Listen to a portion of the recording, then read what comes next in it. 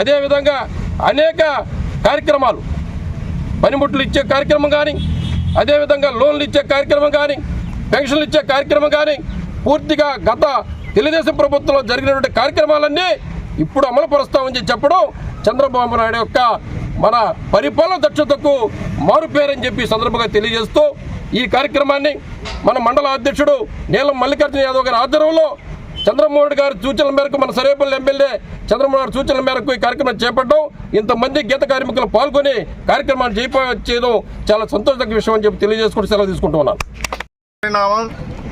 రాష్ట్ర తెలుగుదేశం పార్టీ పిలుపు మేరకు మన సరేపల్లి శాసనసభ్యులు సోమిరెడ్డి చంద్రమోహన్ రెడ్డి గారి ఆదేశాల మేరకు ఈరోజు ముత్తుకూరులో కల్లు గీత కార్మికులయ్యే అన్నలు చంద్రబాబు నాయుడు గారికి, ముఖ్యమంత్రి గారికి ఫలాభిషేకం చేయాలని ఒక పిలుపిస్తే ఈరోజు అంత అభిమానంగా అందరూ వచ్చి గీత కార్మికులు సోదరులు అందరూ వచ్చి కూడా ఈరోజు ఈ కార్యక్రమంలో పాల్పంచుకుని ప్రతి ఒక్కరూ చంద్రబాబు నాయుడు గారికి ఫలాభిషేకం చేయడం చాలా సంతోషకర విషయం. మీ అందరికి కూడా నేను పేరు పేరున ధన్యవాదాలు తెలియజేసుకుంటున్నా.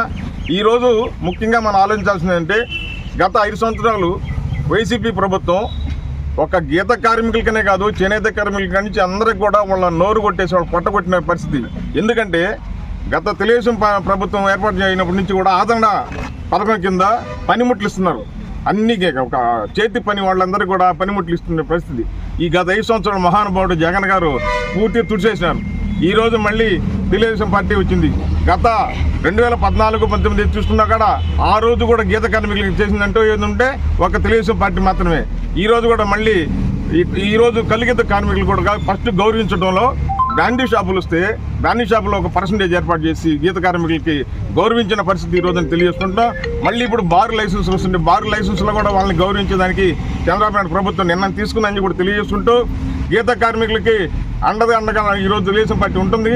చంద్రబాబు నాయుడు గారికి, డిప్యూటీ సీఎం పవన్ కళ్యాణ్ గారికి, నారా లోకేష్ గారికి, మన గౌరవ శాసనసభ్యులు చంద్రమోహన్ గారికి అందరికీ కూడా పేరు పేరున ధన్యవాదాలు తెలియజేసుకుంటూ, ఈరోజు ఈ కార్యక్రమంలో పాల్పంచుకున్న ప్రతి ఒక్కరికి కూడా పేరు పేరున ధన్యవాదాలు తెలియజేసుకుంటున్నాను.